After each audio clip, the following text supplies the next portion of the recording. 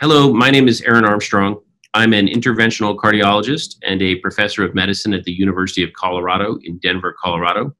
I'm also the director of interventional cardiology and the director of the vascular laboratory at the Rocky Mountain Regional VA Medical Center.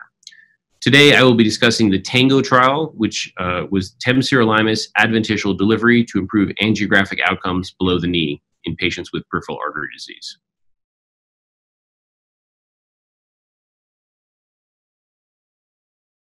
The TANGO study was conducted because in the treatment of patients with critical limb ischemia and advanced peripheral artery disease, there is a lack of robust data to support more advanced therapies for the treatment of below-the-knee peripheral artery disease. Currently, the primary treatments of infrapopliteal disease are balloon angioplasty, which has many limitations, including high rates of recoil as well as high rates of early restenosis.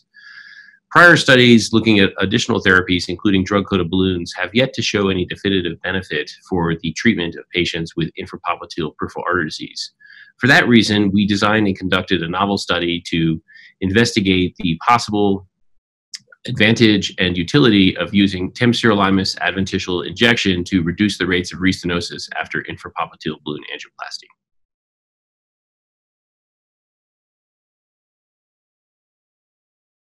If we look at the triggers for restenosis after balloon angioplasty, the biology supports the fact that the adventitia is actually the source of the inflammatory cells as well as the cytokine cascade that eventually leads to restenosis, reocclusion, and recurrence of peripheral artery disease.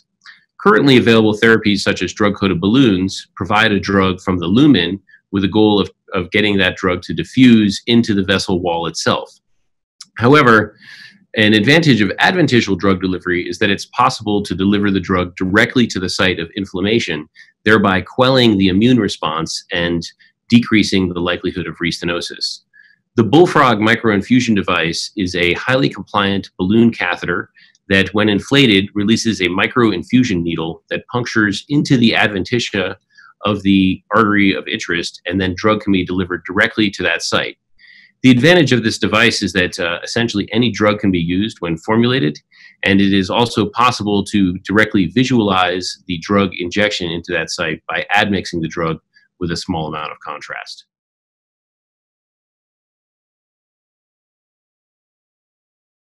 The TANGO study was a randomized, placebo-controlled, multi-center study that was a phase 2 study looking at dose escalation of temsirolimus for the treatment of infrapopliteal peripheral artery disease. The dose finding aspect was to demonstrate both the safety and efficacy of temsirolimus at different injections into the infrapopliteal peripheral arteries. The overall study population consisted primarily of patients with Rutherford 4 or 5 critical limb ischemia, although there was a subset of patients with advanced claudication. As with many studies of peripheral artery disease, there was a high prevalence of coronary artery disease, prior intervention, as well as diabetes. Patients who were randomized in the study underwent standard balloon angioplasty for treatment of infrapopliteal peripheral artery disease, and then after optimization of the infrapopliteal balloon angioplasty, patients were then randomized to a placebo injection versus an injection of temsirolimus. The primary endpoint of the study was a 6-month follow-up examining the angiographic outcomes, and this included a measurement of restenosis called TVAL, which is an integrated 3-dimensional measurement of neo-intimal hyperplasia, as well as target lesion revascularization, target lesion failure, and 30-day safety, as well as overall efficacy.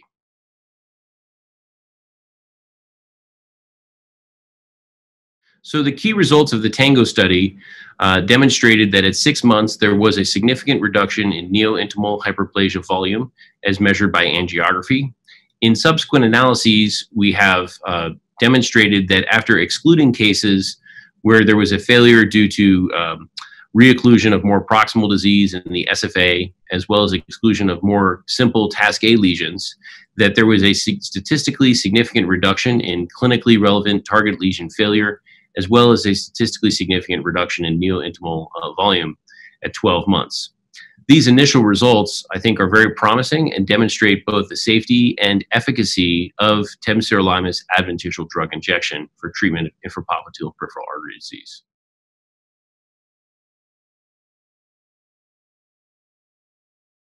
Well, I think that the area of infrapopliteal peripheral artery disease is an expanding area for which we require a lot of research. This includes the use of dedicated implants for treatment of post-angioplasty dissection and recoil, as well as the need for dedicated drug delivery systems for infrapopliteal peripheral artery disease.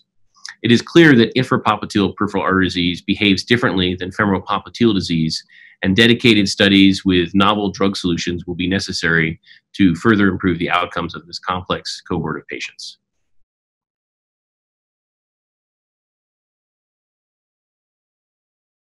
Well, I think the primary conclusions of this study demonstrate that temsirolimus adventitial drug injection is safe, and early results from this phase 2 study demonstrate signals of significant efficacy. These results are being used to design a pivotal phase 3 study that will study the use of adventitial temsirolimus drug injection for infrapopliteal peripheral artery disease for reduction in clinically relevant endpoints, including reduction of repeat occlusion as well as overall wound healing at 6 and 12 months.